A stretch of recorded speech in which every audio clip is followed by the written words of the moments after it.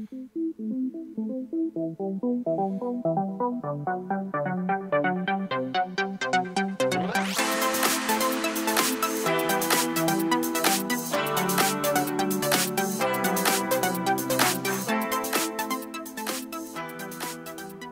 number one of World's Fastest Gamer on iRacing saw the resurgence of the Orion race team in our broadcasted race.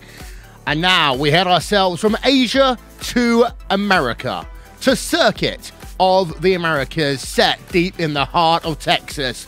The track that over the last couple of years has become the new home for Formula One racing in America, after previously, of course, being at Indianapolis, Phoenix, Watkins Glen. Not sure we might talk about Las Vegas, but you know what I mean. Here we are. Welcome to World's Fastest Gamer, presented by McLaren at Circuit of the Americas. It's Will Winson along with Jake Sperry and Paul Smith. And well, Jake, last week we saw some fantastic racing at a very difficult track in Suzuka. Sector 1 here, many people compare to the likes of Suzuka, to the likes of Silverstone, but then you've got hashtag turn 12. Oh, you absolutely do. The prime overtaking opportunity on the circuit. Good evening, ladies and gentlemen. And what you will find with Circuit of the Americas is that every single sector has a different personality and a different nature to it. You have the fast, twisting, slowing down section of turn number 1. You have the long straight of turn number 1, sector 1, I should say. Sector 2, that long straight that goes all the way down that 1 mile towards turn 12. And then you've got that third sector where it's very stop-start, and you're always looking to try and find a little bit of momentum. And that last sector is where, if you haven't made a last gasp overtake, you certainly do have the opportunities to make that happen. I have to say, Will, it's going to be something to behold, and as we expected, we could see a second different winner in 2, and it would not be a surprise. It wouldn't be, certainly.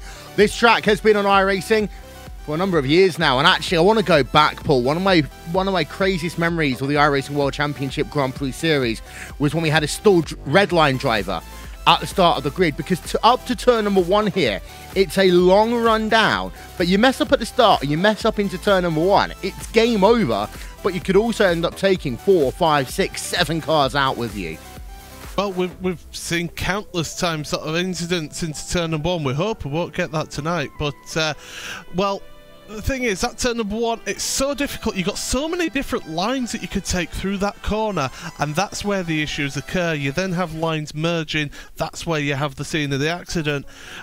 And then if you pick up damage on this car, because that first sector and the third sector is so aero-dependent, you're going to be losing grip through those parts, and also you'll be losing out top speed down that long back straight down into hashtag turn number 12. So you want to avoid any incidents at turn number 1 on the first lap. You want to make sure you get through that initial part of the race, avoid those corner cut curves because they will cause serious damage to these cars, and just work your way into the race and see what sort of result you could get out of this one, because to be honest, this is a track that you can overtake at, and you will see overtaking manoeuvres happen, especially with the DRS down the main straight and also down that back straight. Yeah, you can compare this track arguably as being one of the best ever for American racing in Formula One, possibly only along with Watkins Glen International.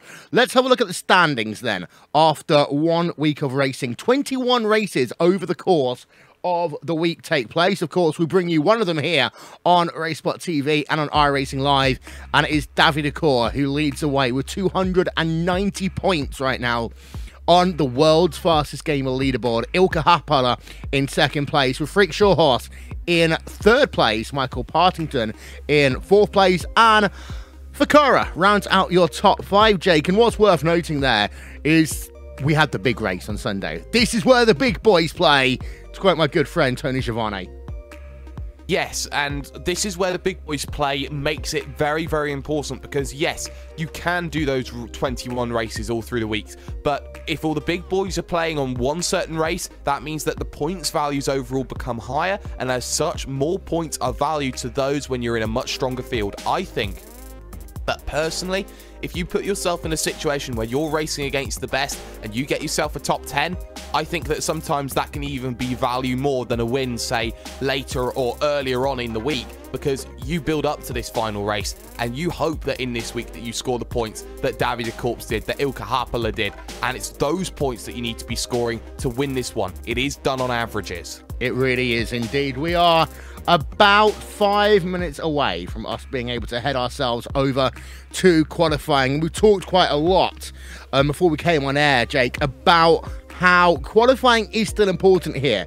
Paul alluded a little bit earlier on over the fact you can overtake. You have done the same. But getting sector number 1 right is so important. But then also making sure you've got enough in your tyres when you come through turn 17, 18, 19 to make sure like you can complete the lap. And often we see people either mess it up basically at turn number 1 or turn 3 or at turn number 18. Yes, you do, and it is very difficult to get the tyres switched on because this is a setup man's nightmare, because you have that very quick to slow section in sector number 1, you have the top speed of sector number 2, and you're always working out how much downforce do I need to put on this vehicle, where do I compromise, at what point in the lap, and it may be that whoever compromises the most decides that they lose out in sector number 2, so they can't make the move into hashtag turn 12, but they'll be brilliant in every other section of the circuit, so if they're out in front, they'll pull away by 3/4 tenths of a second. On the other hand, though, you could have a machine that puts you 3/4 tenths of a second back in qualifying, but is maximised to get turn 12 the best opportunity possible, and as such you can make 5-6 positions in the race by being able to have that top speed factor. It's a nightmare to set up, and you have no idea what anyone is going to do until you get into qualifying and understand where people stand. It's worth noting as well that we had a number of drivers from different series take part in round number 1, from the iRacing World Championship Grand Prix Series, also from the Blancpain GT Series. We've seen 1 or 2 drivers from the NASCAR Peak Antifreeze Series doing the same as well. It's worth noting, Paul, that in a couple of weeks' time, the final round of the iRacing World Championship Grand Prix Series will be at this track. Early test day, maybe? Oh, I tell you what, if anybody isn't taking the advantage of all of this track time, then they're missing out here. This is a prime opportunity to set yourself up, maybe if you're not going to make a full assault on the world's fastest gamer, to look at the World Championship Grand Prix Series. But I tell you what, you get a good result here, you might think, well, hang on a second, there's another couple of weeks of this, I might still have a chance of this competition, and you get a few other people taking that opportunity and going for this world's fastest gamer title. You said a moment ago, Jake, that it might not be the same winner or the same team that wins compared to 1 week ago at Suzuka, partially because of the level of competition here, partially also because this is a very different type of setup compared to Suzuka. So, keys to the race, of course, we know: survive turn 1, survive the S's, survive turn 12 and lap number 1. But who do you think are the picks for the race here today in terms of teams? In terms of teams, there is always a look at Apex Racing UK and what they can do, because they have that ability to unlock a high-speed setup, which a lot of other drivers and a lot of other teams decide to shy away against a little bit, and that will put them instead, not necessarily in qualifying, but I do expect them to make gains through the race. I do expect them to see them up there and challenging.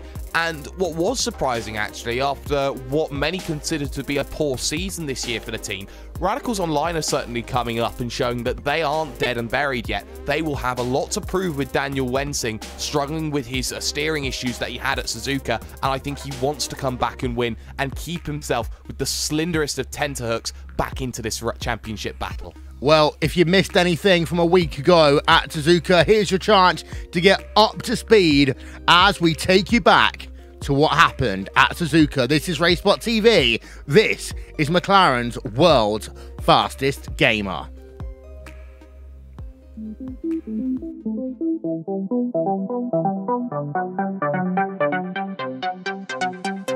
Lights go green, and here we are then World's fastest gamer on iRacing underway. And what a slow start there by Frank Shorehorse in towards turn number 1, losing that second place immediately to the driver of Daniel Wensing. David, of course, leads from out front, and he's got himself a huge advantage already as we cycle through the field there. 21 drivers heading themselves through the S's for the first time. And well, Jake, that was not a good start at all for Frank Shorehorse.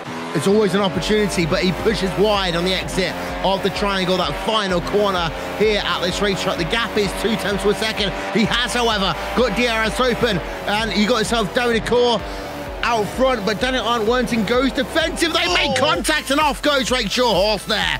Shorehorse will lose another position to Ilkka Harpana, and Frank Shorehorse tries to go around the outside, gets pushed into by the driver of Daniel Wensing. But still, though, in position number 2 is Daniel Wensing of the Radicals Online team. But crucially, Orion are 1-3 looking at 1-2. Ilkka Harpana, probably the most underrated driver in sim racing today. He's got a really good opportunity, and all he's done is sit and wait. And he has been perfect at that at just over the halfway stage. But out front, David Core, let's talk about this one again here, Paul. He's got a lead now of 6 seconds over Daniel Wensing, and he's just putting in the lap times.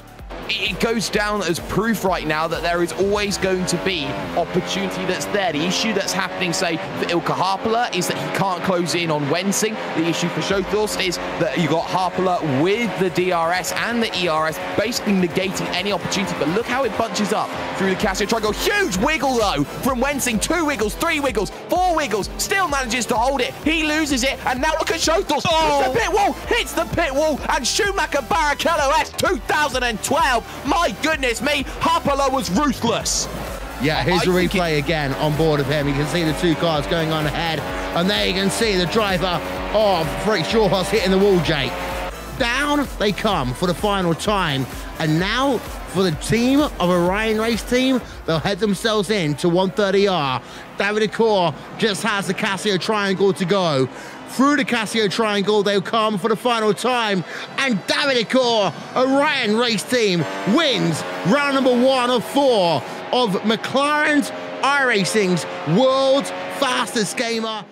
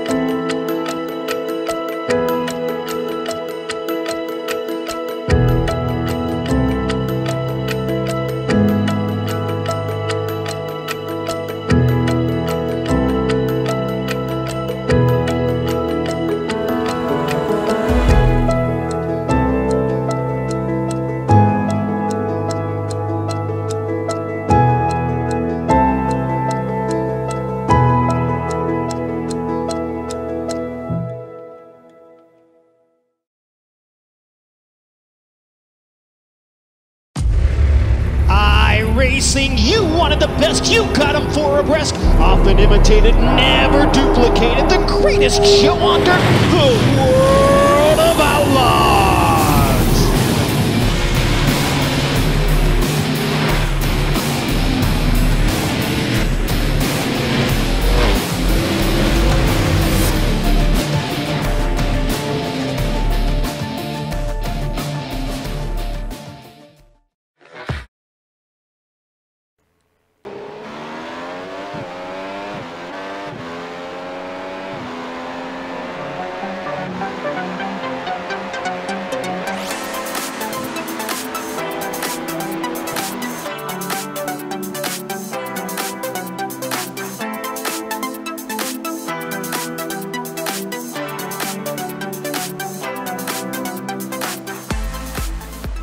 Welcome to Texas, Circuit of the Americas, iRacing's world's fastest gamer in partnership with McLaren, qualifier number 2. Today, 16 drivers will take on the test of Circuit of the Americas, They are currently qualifying, looking to go as fast as they can in the time allocated to them, in which they've got 6 minutes remaining. There's your look at the track conditions. It is about 3.3 miles in length, this racetrack. First debuted in the iRacing World Championship Grand Prix Series in 2015. There are 16 turns around this racetrack. Martin Kroenke has the fastest lap in this McLaren car. He set that in 2016, 1 minute 34.053. Will we get a new record today? Who is to know? It's Wilvinson, Jake Sperry, Paul Smith here today. Shout out to Istvan Balal for Trackhouse Gourmets. Our overlay presented by And One Design. Our overlay animations by App Engineer, the people that get all the back of house work done for us. Live timing and scoring will be available when the race is on. Here is a look then at the standings heading into round 2. David Akor, Ilka Happara, Orion Race Team are leading the way. David Akor with a win at Suzuka has 290 points. Ilka Happara 15 back. Frank Shawhorse in 3rd place. Michael Partington in 4th place. And Massimiliano Ficara rounding out your top 5. Qualifying, as we say, is underway. These guys have now got just under 5 minutes to get laps turned in. And here are a look at the lap times as they come through. Jake Sturgis is here today in the number 1 machine. Inex Racing, we've got him. He's shown up. And, well, I mean, this is one of the most rounded drivers in the history of iRacing, Paul. This driver almost won races in the World Championship Grand Prix Series. He's been fantastic in terms of the NASCAR Peak Entry Series. We've seen him in action in the Blancpain GT Series as well. He's one of the few drivers to have ever competed in all 3 top-level series on iRacing, and now he's represented in World's Fastest Gamer. Yeah, he's certainly got the all-round ability that very few drivers seem to have, and well, you look at his car control was certainly spectacular as he came around the exit of that triple apex right-hander towards the end of the lap, turn number 18, and well, he's set a lap time 5th fastest at the moment. Frank Shawhorse though, pole position, provisionally pole position at the moment, and he may go for another lap or he may not, we'll have to wait and see. But Ilka Happara just coming round now towards the end of a lap. He's just on his out lap at the moment, so he's not set a lap time yet. He's giving himself plenty of time, and well, interested to see what he can do, because he was 2nd place last week. He really did show that he's got the ability to be up there challenging. Yeah, indeed, and Ilka Happara, we know how fast he can be. He's one of these drivers, Jake, that we often ignore in the iRacing World Championship Grand Prix Series, but we know that he is a dependable driver. In fact, he kind of leads that Orion Race Team under 2 phrases: consistency and consistency.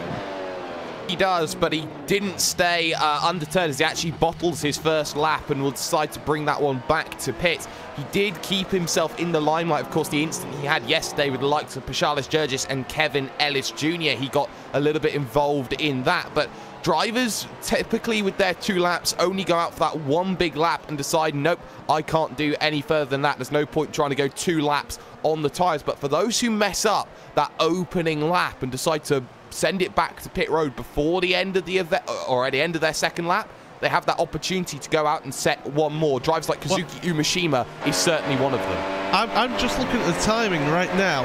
I don't think he's going to get this time set. I don't think he's going to be able to set a lap time here, Ilka, which would be an absolute disaster for him. But to be honest, it'll then show his ability and be able to come through the field.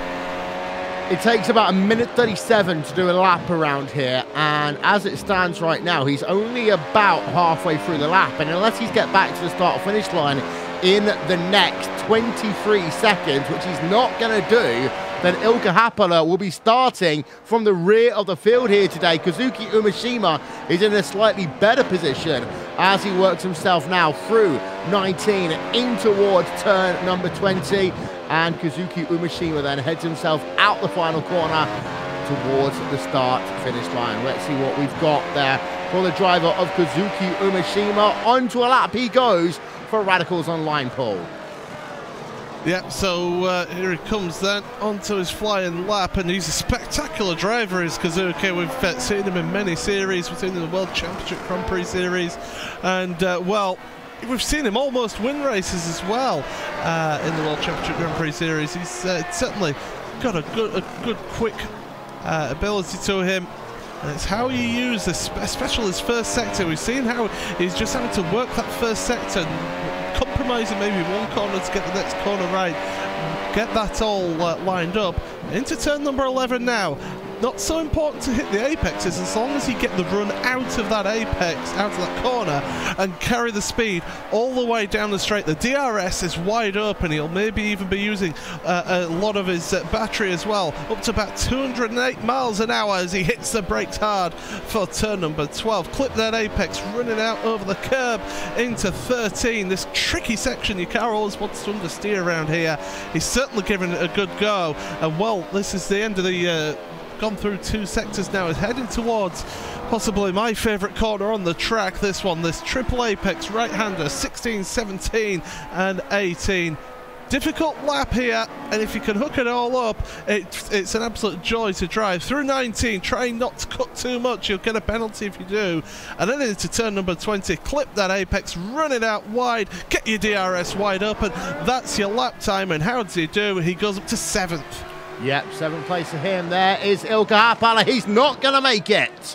Qualifying is over, so that is it. We are not going to get him today. Here's a look at his starting grid. Frank Shorehorse, pole position.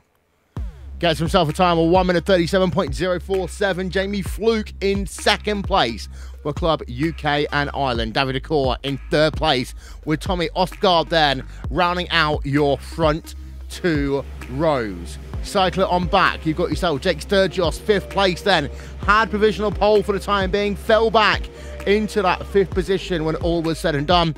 Moritz Lerner in 6th place, Kazuki Umeshima in 7th, and Zoran Zonik then rounding out your top 8. 9th place is for Kara, and Partington there in 10th place. Partington, of course, was was in the top 5 of the championship. He was in P number 4 heading into this event. However, he and Ilkka Haapala have had tough days here today. Brandon Eves, 13th place. Daisy Williams in 14th. Neil Andrews, 15th. And then Ilkka Haapala will start this race in the 16th and last position. And that is not what he would have wanted here today. The drivers are now lining themselves up on the starting grid. We are getting ourselves ready to go racing here at Circuit of the Americas. But out front, one thing that is worth noting is that Frank Shorehorse, that Team Redline team, yesterday in the iRacing World Championship Grand Prix Series had a bunch of miserable, and I mean absolutely miserable starts. If that happens again here today, we could be in for some big issues. The drivers are on that starting grid. They are almost ready to go now. Ladies and gentlemen, this is round number 2 of McLaren's World's Fastest Gamer. The lights are about to go on top of the gantry.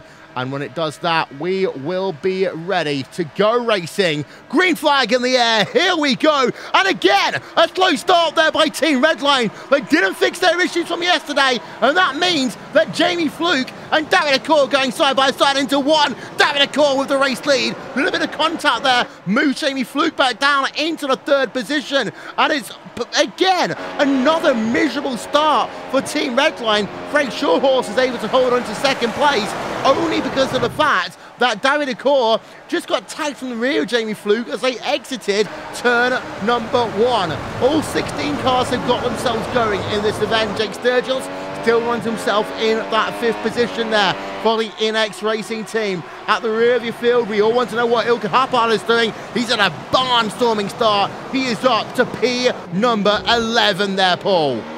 He certainly is. We had issues from Anna Domingo and Braden Eves as well. They came together at turn number 1. Domingo's got damage on his front wing, but he's able to carry on here. So all 16 cars still running in this one, but what a stormer from Ilkka Haapala. Like I say, up to that 11th place so far. He's already looking at the gearbox of Partington in front, so he means business here, but he's not going to have it all his way because David Williams, he'll want that position back here. Here's the thing that I don't quite understand, Jake. Yesterday we saw such a bad start by the Team Redline team. You would have thought they would have gone away, they would have had to think about it and work out what went wrong, but they didn't. And again, Team Redline, this happened last week at Suzuka as well. Team Redline do not seem to be able to get the starts going on here, as we now have a look on board with Frank Shorehorse as he's putting the pressure on David Accord, but nowhere near close enough to make the move into turn number 1.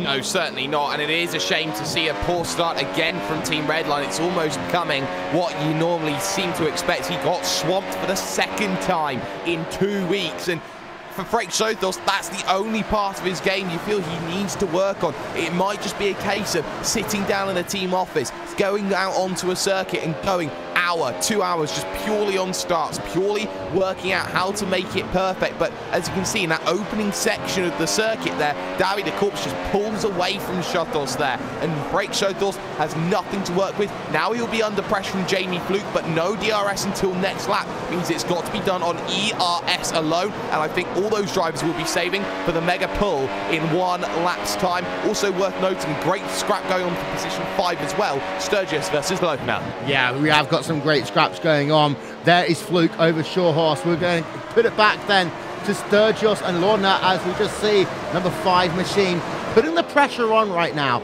in the very colourful number 5 machine versus the number 1 of Jake Sturgis. Sturgis had an okay start to this motor race, didn't gain anything, didn't lose anything. But behind, you've got yourself Lona, Benzonik, and Kuzuki Umeshima. He's another driver who's had a fantastic start to this motor race. We're right on board with him right now as he works himself through turn number 19.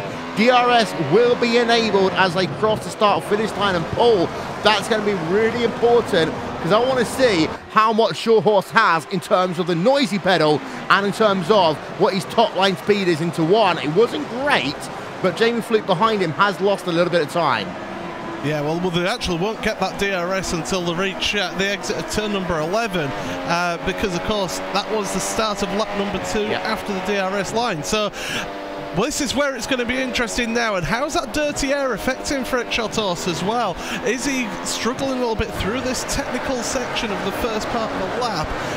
Is he able to stay behind? The answer is yes. He's about half a second behind, so he's well inside that DRS zone. But Jamie Fluke behind him as well as a further. Oh, he's gone for the inside! And they make contact! They're side by side as they head themselves now down towards turn number 12. This might not be 1 wide, this might not be 2 wide, it is 3 wide. Look at that, all the way down to the inside goes Jamie Fluke. He's going to run over basically the curbs when the 2 tracks merge together, and it is going to be Frank Shorehorse in the lead of the motor race. But that was a very controversial move there. It's now Shorehorse from Fluke, from David Accord. That one definitely deserves a replay, as this is actually as they head themselves down to turn number 12.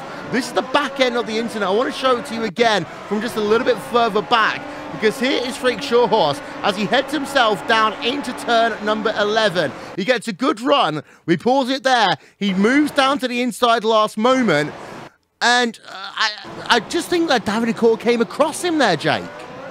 It's very difficult. I think Sothos definitely had a lot of overspeed heading down in towards turn number 11. The contact came together, but it was very, very cheeky what he did to Jamie Fluke. I think that's the second thing that you need to look at that situation. Fluke was pushed all 4 tyres off of the racing surface, but fair play to Jamie Fluke. He kept his foot in and said, you know what, I'm not giving up this. Let me back on circuit and I'll give you a proper fight. 0.8 of a second now between the red line driver and the Apex Racing UK driver. What a great scrap it was on lap 3, shall I say. 18 laps of this event, so not long to make things happen, and Fluke's got to stay within a second. Yeah, he has indeed. Jonik versus Lorna battling for P number 6. Now, Jonik is actually struggling through sector number 1 right now. Ilka Hapala, he's down to the inside of Michael Partington as they work themselves now through turn number 11, but Hapala does not get a good run off of the corner. They work themselves now down towards turn number 12.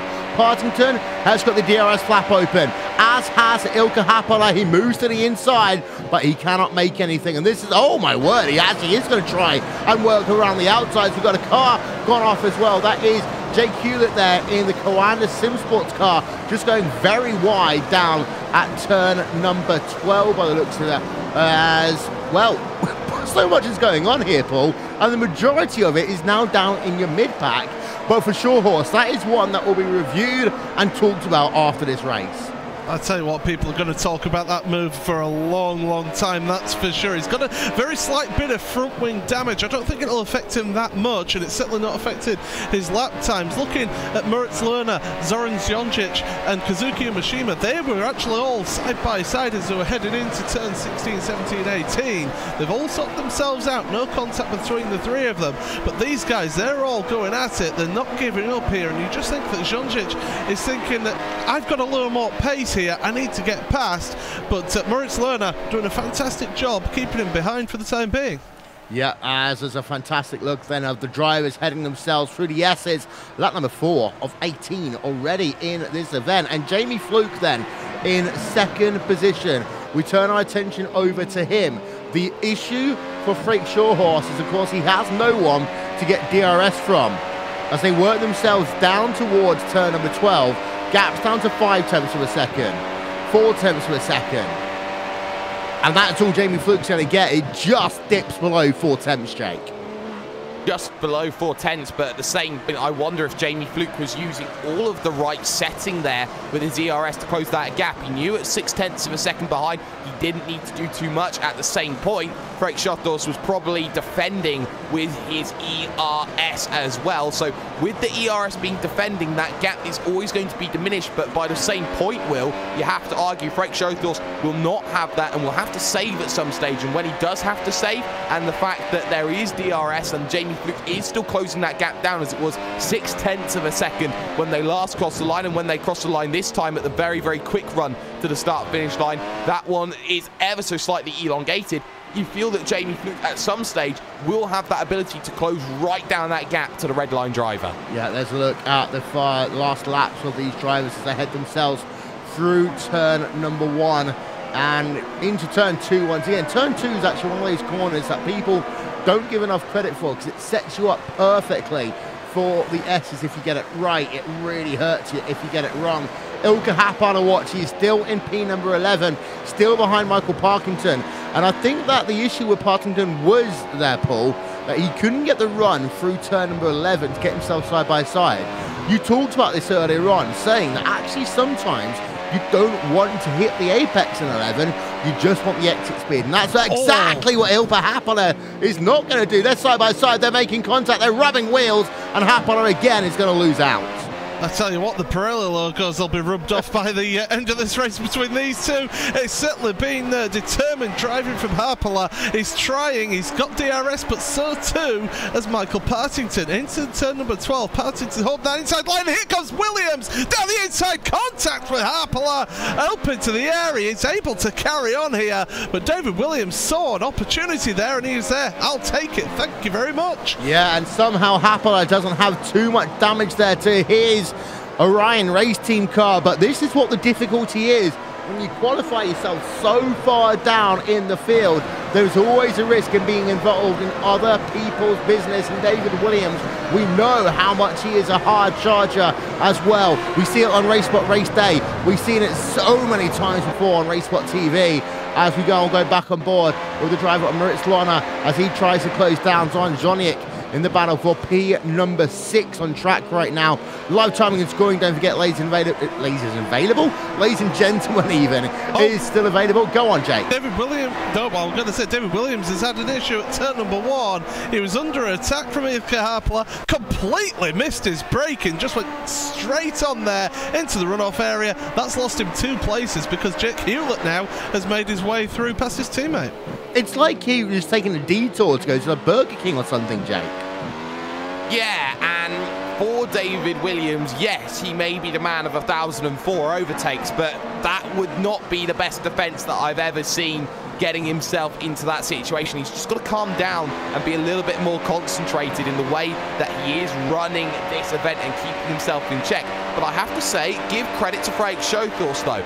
He is able just to pull out a few hundredths of a second every single lap, and he's pulled that gap up to 7 tenths of a second, and that's fair credit to him, a driver who is by my respects, arguably overlooked because of the fact that he's in an institute of drivers where they are already multiple world champions and at the very top of the game. Yeah, his teammates include Bono House, already qualified for World's Fastest Gamer. Gregor Hutu, already qualified for World's Fastest Gamer. The likes of Olli Pakala, the likes of Alexei Jussiakola, for example.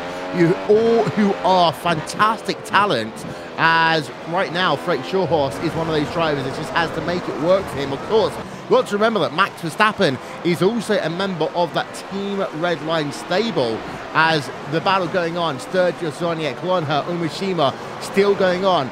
P number 5, 6, 7, 8 on track right now. Sturgis is seemingly able to hold on to that 5th position, and so often we talk about the way that Inex Racing find a way of getting the maximum top speed out the car without compromising too much aerodynamic ability, Jake. Yeah, you do, and Inex Racing, although they've played a much more bit part role, shall we say, in the iRacing World Championship this year, yeah, I can't take anything away from Jake Sturgis as the man who just does everything and everything else. Here comes Umeshima, though, just behind, down to the inside of Moritz Lohner in the Hoiksingveld Core Motorsports machine. Wasn't able to make that happen, but will have DRS to make anything work. But still, will be able to try and close that gap because there is a diminished effect here of DRS. But here comes Jonjic down the inside of Sturgis, but Sturgis will get a much better run out of the exit of the corner, taking that wider line, and as such defends the position. And that's good car placement there from Jake Sturgis. He knows his stuff. Yeah, he does indeed. Remains in the 5th position. And again, what we're seeing, Paul, is drivers just not hook up turn 11 the right way. There is actually the best line to do when you're attacking through turn number 11 is actually give a little bit to get a little bit later on. Throwing it down the inside will never work because of the fact that you end up having lower revs, lower speed, down what is essentially a 1 mile straightaway, one of the longest actually on an FIA sanctioned racetrack. You're always going to lose out. You certainly are going to lose out, and taking that wider entry into the corner means that you'll get the run out of it. You're basically V'ing off the corner and taking a later apex, getting the power on earlier, so you're going to carry that speed all the way down that straight there, and that really does help you if you're making that move, because really turn number 12 is all you want to make that move into rather than turn number 11. Sturgis this lap has just had a few issues. He's been running wide at a couple of corners and he's clipped one of those anti-cut curbs as well, so he's going to have to be careful here because he's struggling a little bit here. Maybe the pressure of having 3 cars bearing down on him is just maybe just starting to get to him, although I say that he's one of the top drivers in iRacing. One of the most versatile drivers in iRacing as well. Him and his brother, of course, PJ, well known on the dirt racing scene in America. Here comes Jonik then, down to the inside, and he is going to get the inside line into turn number 12. And that's exactly what we've been talking about. A bit of a wiggle there by Sturgis on the exit of turn number 12. You don't make the move into 11, Jake. You make it into turn number 12, sacrifice a little, gain a little later on. You certainly do, and Zoran Jonjic doing very well for the Orion race team, which means once again 2 Orion cars inside of the top 5. Davide Cook's been dropped though from the leading free battle. That will allow Fluke and Schothos to just break away, and the difference in times yet again we're going to see here is now up to 0.8 of a second. Poor lap from Jamie Fluke, 1:39.1. 38.9 from Frank Schothos, nothing special, but enough to pull 0.2 of a second away. And if he's not careful here, Jamie Fluke, he loses DRS, and then it's all over. But side by side, Lohner versus Sturgis. Sturgis is now going backwards. Jump yourself off the train. He tries it. They're almost going to go 3 wide in 2. Lohner on the outside, inside for 3. Yo, what a wiggle there for Jake Sturgis. Down into P number 7 as Core Motorsports there just get the position ahead, move Moritz Lohner up into P number 6. But that was one of those moments when many drivers would lose that race car completely. We were lauding the praises, of course, of Jake Sturgis as a versatile driver, him and his brother, of course, being dirt racers. But here's the thing there, Paul, that was his dirt speciality coming back in when that tail got happy through turn number 2.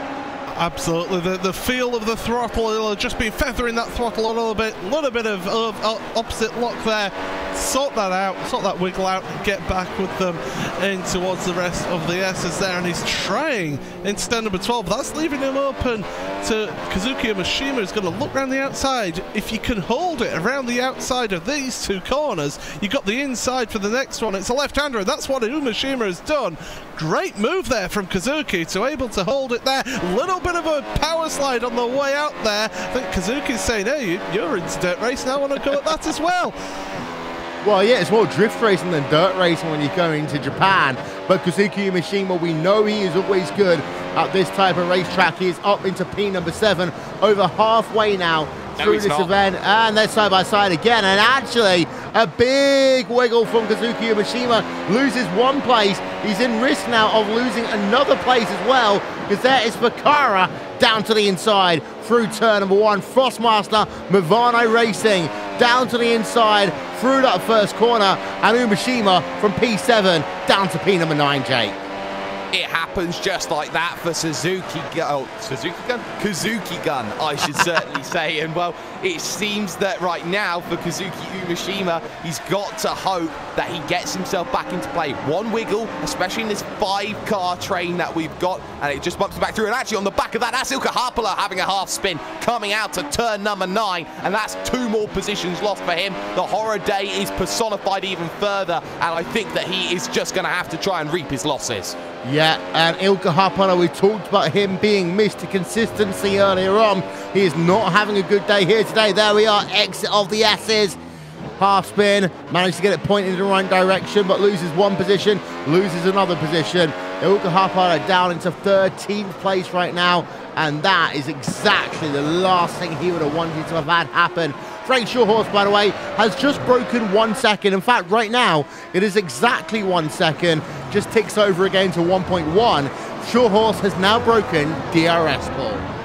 Yeah, and that's crucial for him. This is where he'll now try and pump the laps in. He's not giving that ability for Jamie Fluke to use the DRS to get that little bit of extra top speed on those 2 straights, down the pit straight and also down that back straight down into turn number 12. So he's now able to try and pull away, use the speed that he's got in that car, use all the tyres that's available to him. Quite a warm track temperature as well, so you've got to be looking after the tyres a little bit here. As we saw last week, we saw drivers struggling with the tyres overheating towards the end of the race, but still, Fluke, he's just teasing, he's just toying with that 1 second gap. And I do believe he's possibly got back into that 1 second, so he's going to have DRS this time by down towards turn number 12. Another thing is, this is only an 18-lap race here, Paul. And again, you and I, we talk, and we laugh, we joke on Racebook Race Day.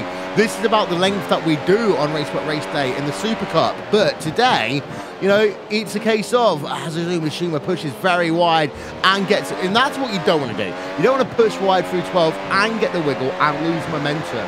Because now you've got Michael Partington, who is basically going to say, thank you very much, I want that position, and I'm going to take it away right now. Partington down to the inside, cannot brake late initially, but the 2 work side by side. Partington almost coming alongside the driver of Kazuki Umeshima, cannot make that move stick, and the Logitech car then of Evolution Racing Team has to stay in 10th place for the time being. I would call that one, Paul, an opportunity lost. Yeah, he had an opportunity there, and really he should be taking it with both hands there. He just didn't, the door was there, the door was open, and he appeared to miss it and walked straight into the wall. But there you go, that's what happens sometimes if you just don't quite have the confidence on your braking point to get it thrown into that corner. So he's having to just sit behind in that 10th place. Top 10 though, it's still a good result if he could get it, but he wants to move forward, and I think his team boss Brendan O'Brien will be encouraging him from afar to push on and to get as many positions as possible. Lap number 12, we had Jamie Fluke 4/10 of a second faster than Frank Shorehorse. And the thing I was going to talk about was tyre management here today. We know that these guys can do about 25-30 laps on a set of tyres, but when you do a shorter race like this, Jake, you push just a little bit harder. You go a little bit more aggressive. Maybe Jamie Fluke has spent a bit of time at the start of this motor race just saving those tyres after he was almost taken out of it, let's not forget. Yeah, exactly, and especially at turn number 1 when Davide Corpse just effectively shut the door on the exit of one and said, Jamie Fluke, you've got nowhere to go, hit the brakes, son. It's not a case of you expect him to be there in second, and not only that, but actually closing at a very impressive race as they head under the Budweiser advertisement right now, heading towards turn numbers 19, 20, 21 out on circuit. All over that anti-cut curb, though, there was Frank Schothorst, and he is trying everything just to hold any slither of memorandum of the race lead right now. Crosses the line, 5 laps to go, half a second between them and just a little bit more. I think Jamie Fluke, if he can just about keep it within 0.3 of a second, has a chance, and that's a major mistake from Schothorst. He is crumbling. Oh, yes, he is. The gap is now down below 0.4 of a second, and Jamie Fluke is coming again. You've got to be careful now if you're Fluke. You're into the dirty air for the first time in about 4 laps. You've got to make sure that you keep that car going and you don't try and find a way of being too aggressive too early. For the first part of the S's, for the second part of the S's, Fluke is okay for the moment as they now work themselves down to turn number 11. And this is a corner that many people get wrong, but this is a fantastic run now for Jamie Fluke. He will have DRS wide open. He will have the ERS wide open. Is he closing off? He was 0.4 of a second, heading himself out of the corner. And you can see defensive line there by Frank Schothorst. Fluke goes around the outside. Schothorst, oh, they made contact for the second time here today, Paul. And Fluke goes to the race lead. It's a little bit naughty. It's the gloves off racing this. Schothorst is almost around. We saw him have issues last time out at Suzuka. Jamie Fluke, what a move. He had to be a bit forceful there because Schothorst wasn't giving him the room, and I think Fluke had the warning of that from what happened earlier on in the race. But he's into the lead now. The question is, has he picked up any damage from all that contact? There was one little hit there. I mean, technically, if you're going to be honest about it, he did advance his position whilst he was off track. They make contact a second time here. And, well, there's no love lost then between Apex Racing UK and the team of Redline, or the driver Jamie Fluke and Frank Schothorst. This is our 3rd different lead change of the day, and well, I will say one thing, the iRacing World Championship Grand Prix Series has got some of the best races in the world, Jake, but today we've got some of the best racing I've seen in a Formula 1 race in a long, long time. Yeah, gloves are off. No stewards here watching the action. It is legitimately you try and score your points by hook or by crook. Massive wiggle, though, out of 9 from Jamie Fluke. Allows Schothorst another opportunity then on the brakes into the left-hander of turn number 11 out on circuit. And there's a big wiggle, and actually that's the position being given back there potentially by Jamie Fluke to try and get that better run going through. What a very weird situation from him. And in fact, it was oversteer, torque oversteer out of the corner, my mistake. So issue for Jamie Fluke, position through Frank Schothorst. Yeah, and that's very interesting to note. And again, quite often you can just see, I want to recycle that back about 10 seconds. Here we are on board with Jamie Fluke. You know what? That was about that wasn't a half spin. That was about a 130-degree spin there by Jamie Fluke. He was really tail happy coming out of turn number 11. But I was just about to think there here, Paul, that there's so many things that you have to deal with in this McLaren MP4-30, but you've got to consider the fact of, you know, things like anti-roll, so on and so forth, but also the fact the car handles so differently when you're in clean air compared to dirty air. Yeah, you've got so many things to adjust. You've got to adjust all your your energy recovery system. You've got to think about how you deploy your energy then from that battery pack. You've got to consider brake bias changes during the lap.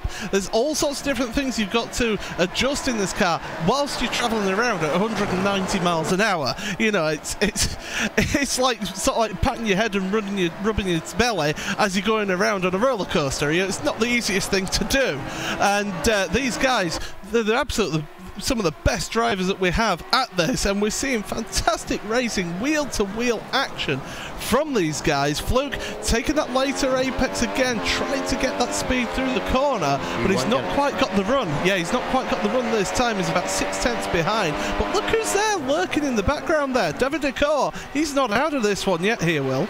Yeah, bonjour David Decor as he works himself into turn number 12. Now, he has got enough time to pass both of these drivers, but he has got to be what I call power move style. This is like being in the fourth quarter of a college football game. Big wiggle from David Acor, and a bad line, actually, very bad line into turn number 14. Losing himself about a 10.5 a second as a consequence of that. There's only one driver, by the way, out of the race today. That is Brandon Eves, and one driver who has made a pit stop. That is the Iberia driver of Mano Domingo. He is now all the way down in P number 15 in that Positive Sim Racing car. To give you an update then on some of the drivers who started out of place here today, Ilkka Haapala, only in P number 12, is hunting down Jake Hewlett, but P number 11 is probably as high as he will get here today. We've then got ourselves Michael Partington.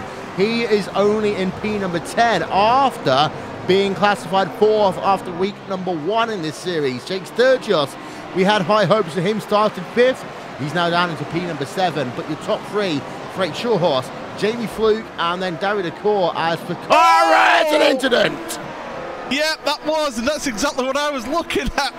That was Michael Partington, made the dive down the inside into turn number 1, and it just tracked out on the exit there. And, well, we've been saying how different lines through that first corner all come together, and that's exactly what happened there. And, well, Ficarra, amazingly, is able to keep going. Yeah, it's been very close on 2 occasions in this race.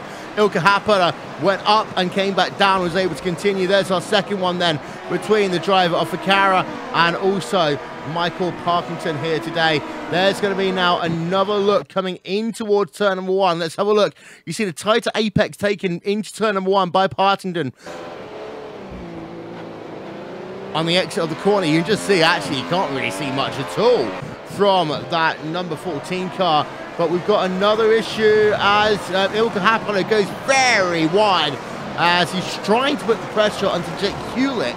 As we've also now got Umeshima versus Jake Sturgis. This is a battle going on now, and this is going to be a great little scrap between Umeshima and Sturgis down to the inside. Tries to go Umeshima in turn number 8.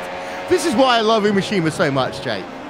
Yeah, he's doing a fantastic job of harassing the back of Jake Sturgis, and they crossed the line in just a few moments' time. It's white flag time. It's 1 lap to go here at Circuit of the Americas, and he needs to make that move. So let's focus at the front of the field, because Fluke is starting to drop too far back here. 3/4 of a second. That's nowhere near good enough to make things happen. It's now got to be mistakes from Shothors, and there's a big one there coming out of 9. Shothors, the massive tank slapper, holds on to it somehow, but does he still have 0.4 of a second to hold on with between now and the end of this turn 12 corner?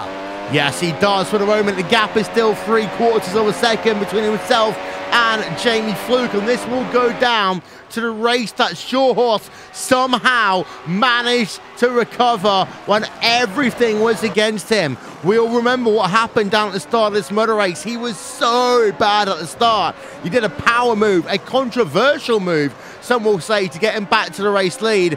And then he was able to hold on when Fluke did come attacking. The two came together once again, but then Fluke made a mistake all by himself. And that means that Frank Shawhorse now just has himself about 3 corners to go, and he will be able to claim victory in the second round of the qualifications for McLaren's World's Fastest Gamer on iRacing.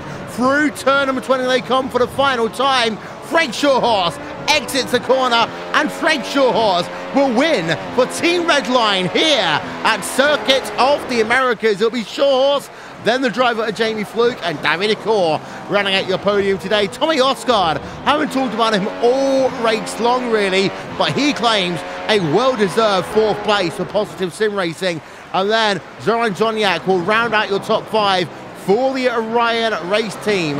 And then in P number 6 will be Moritz Lono there. You've seen him coming past the line in the Core Motorsports car. Heisenfeld Core Motorsports. Jake Sturgis in 7th. Kazuki Umeshima 8th. 9th place to Michael Partington. And then 10th place, that one goes to Jake Hewlett. Well, Paul, they made us work for our dinner tonight. Yeah, they certainly did. That action aplenty in that race. Fantastic stuff to watch.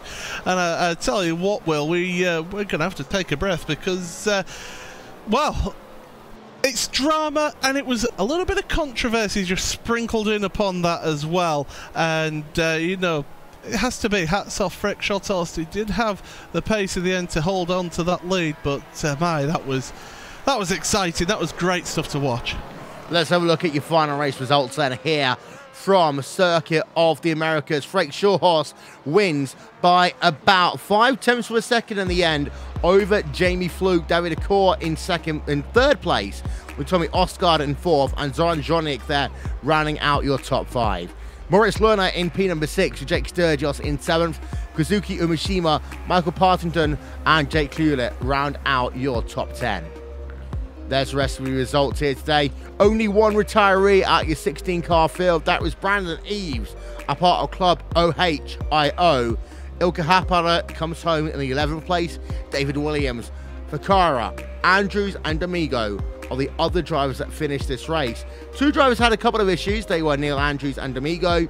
But from Ficarra towards your winner, 13 drivers separated by 30 seconds. We're going to take a quick break then, ladies and gentlemen, here on Racesport TV and on iRacing Live.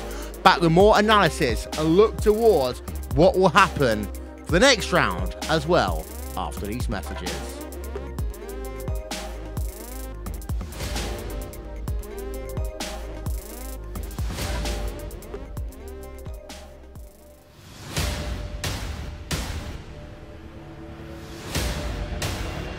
Back in a minute.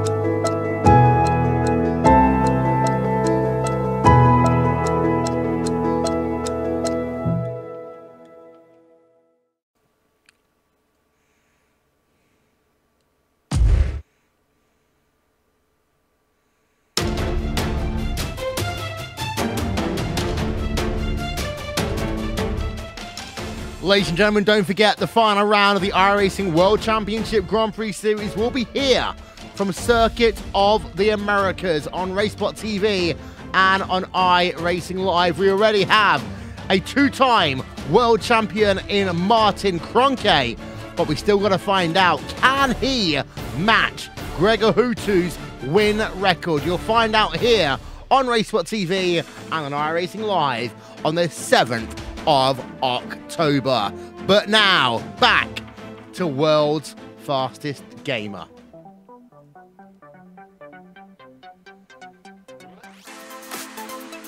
That was fun, wasn't it, Jake? Absolutely. You couldn't have asked for a better race, and even though Frank Schothorst gave about 4 or 5 different opportunities to give another driver a race victory, it shows the grit and determination he has, even when he isn't driving at 100% and arguably 90% that he was driving at today in terms of his ability skill. He still managed to dig in, find out his B drive or his C drive, and still come home with the race victory. And that is a mark of a true racer right there. This will move him up, certainly, in terms of the rankings. We could be looking now at 3 Team Redline drivers here, Paul, in terms of world's fastest gamer. And this will solidify Team Redline's message as being the world's greatest sim racing team, because that is at the basically the top of their website. We are the best sim racing team in the world. And you look at Gregor Hutu, of course, he's got himself these 5 world championships. You look also at the people they've got on that team, the likes of Max Verstappen, the likes of Olli Pakila, Alexei Ysiakola, Bonan House, who has already qualified for this competition. They had a 3rd driver to the mix, and I've got to say, they've got to be hands-on favourites as a team effort for someone to take that crown. Well, this is it. It is such an organisation that they've got there, and okay, maybe things haven't quite worked out this season in terms of the World Championships that they performed in this season, but they have got some of the best talent out there, and they'll be working hard to try and make sure that it's a Team Redline driver who ends up stepping through the doors at working with that new job. You know, it's an amazing opportunity for these drivers, and Team Redline have really sort of grabbed the bull by the horns. Okay, maybe not a certain red one, but still. Hey, they've got him on the team, so you might as well use the analogy. Yes, absolutely. But, you know, they've got this perfect opportunity, and if they can work together as a team, they could maybe force themselves into that position. We've got to also remember as well, Jake, we've got a couple of people who are regular iRacers who are not taking part in this because they've already punched their ticket elsewhere. Isaac Price is the first driver that comes to mind, so you have got representation already for Cornwall Esports. But I would argue that if they can't get anyone in for the iRacing side of it, how competitive will that team be? Well, it's very difficult to say, but I will correct you. It's Core Sim Racing. Core Sim. I always get the two confused, all right? It's a Sunday evening. It's Sunday evening. They're both German. They're both called Core. How more difficult can you make your life? But this is the thing. If you get in through a different circle, that doesn't necessarily make you a better or worse driver for the 100% of it. Just because you qualify in a different area, yes, it means that you're not taking part in the iRacing stuff where maybe the competition may be a little bit stronger, but by the same point, you have to adapt to a different set of skills if you go somewhere else and try and qualify, which I think a lot of drivers certainly have.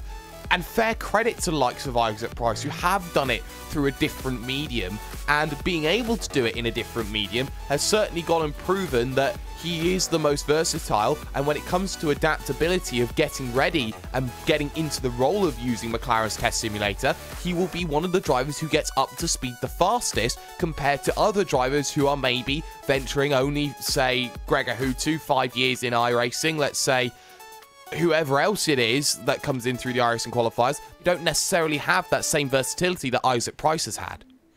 And I will say one thing as well, we've got to remember that Isaac Price is a world champion on iRacing as well in the Blancpain GT series. He was underlooked throughout the majority of that season because he had a Freddie Rasmussen as his teammate. But Isaac Price, we looked at the lap times in detail after that final round at the Nürburgring in the Blancpain GT series. You know what? Isaac Price was right with Freddie, and he has developed so much since leaving the INX Racing team. Let's talk quickly about the Orion race team, though, here today, Paul, because 2 drivers in the top 5, that's good. David Accord maybe screwed over in this event. I think he maybe had a bit of damage. Yeah, I mean, you look at that little bit of contact that they had at turn number 11, and that maybe affected him sort of top speed wise. He was able to keep it in and about with them, but he just didn't have that extra sort of tenth or tenth and a half on a lap on the other 2 in front of him, even with DRS at times. So he did certainly have something affecting him there, but Zoran Jonjic as well. Great result for him to get into that top 5. I think one man that will be disappointed from Orion is Ilkka Harpala. Nightmare of a day, didn't get a qualifying lap in, got involved in a few shenanigans as well, and just seemed to be all out of sorts today. Just didn't seem to be quite up to speed today. And I will say one thing as well, that shows how qualifying is so important, Jake, because we know how good Ilkka Haapala is. We've seen him. I mean, he is one of the longest serving drivers in the history of the iRacing World Championship Grand Prix Series. One of the few drivers to have a win to his name. But today, it showed if you don't qualify, then you're always going to struggle. It doesn't matter what your reputation is before you come into this event. It's what matters in 4 races or however many races over 4 weeks that decides your fate. It doesn't matter if you've won an iRacing World Championship event. It doesn't matter if you've never participated in the iRacing World Championship Grand Prix Series. All that matters is if you get to that top of the timing sheet after the end of 4 weeks and you go, I am the quickest and I punch my ticket to World's Fastest Gamers Finals. You know, Ilkka Haapala, for all intents and purposes, P11 today. The fluctuation of P2 to P11, I think that's enough to take him out of the title hunt, if you're perfectly honest with me. But if you want to understand on consistency values and where you get yourself back into play, don't count out Jamie Fluke. Just because he didn't race the opening race or we didn't see him, didn't mean he didn't score points, and he will come back into this event and score some very good points, and I expect a top 5 at least from the Apex Racing UK driver. Okay, so let's think about this one then. In terms of people who might still qualify for this event and get themselves into the final, Fluke is one of those drivers who's in that mix. Partington is on the edge, I would say. He had a bad race today. He's almost out. Ilkka Haapala, same position. I would say David Accorr is still in that mix, however. Frank Shorthorse is now certainly in that mix, Paul. Yeah, absolutely. You look at that top 3 and you think that those are the main protagonists of this for the rest of the next 2 weeks. But you never know. There's plenty more twists and turns. Monza next week, completely different track to the first 2 weeks that we've had.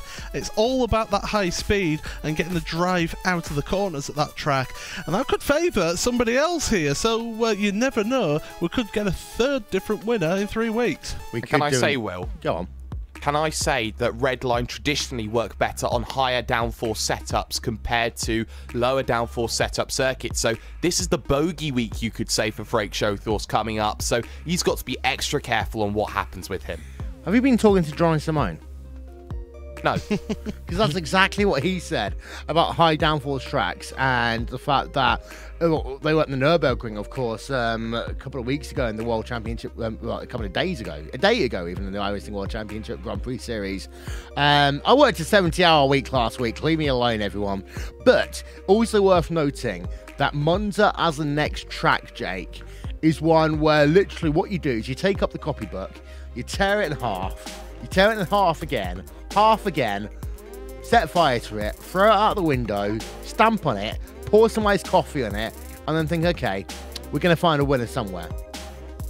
Yes, I do agree with you on that, and I think Apex become the favourites actually coming into that event. We know how good they are. Or in X, yes, it may be something that Jake Sturgis comes into and starts to excel in because of their high-speed setup and the way that they work very well. But I will use prior form in the iRacing World Championship Grand Prix Series. Peter Berryman got the pole position for Apex Racing UK this year. What is the chance of Jamie Fluke doing the same thing? I think there is a lot that can be read into it. You want to talk about disappointment? Coanda Sim Sports, though, Jake, because they've been nowhere in this series. And I mean, you know, they are the team that has won the last 2 iRacing World Championship Grand Prix Series. And I know the fact that Martin Cronke's not competing for his own reasons. I know that Mitchell de Jong isn't competing for his own reasons. But Coanda are a big team. And what this is showing to me right now is that Coanda is a team where when the big guys don't sort them out, they can't compete. I do agree with you in that respect. I think that David Williams and also Jake Hewlett didn't do the best that they can do, but as we know very well, Jake Hewlett is still a driver very much in development, and David Williams is not necessarily the Formula 1 guy. He is the driver that you depend on for GT3, for Porsche, for anything that is in that close-wheeled circuit. The same could be said for Klaus Kivikas. The same could be said for the likes of Rens Broekman. I think that Coanda are more than just a Formula 1 team, but at the same point, when you do stick in drivers who aren't necessarily Formula 1 drivers first and foremost, you are almost setting yourself up to fail. And I think that if you have a driver like Matt Ackham trying to go for this, he'd be up there fighting with Shothorst. But it goes to show you that Coanda aren't necessarily thinking too much about it. It may be that their drivers are going, okay, well, we want to run this, so we'll come in and we'll do this event, us two drivers doing it, and who knows how much support they've had behind the scenes to go out and go for it.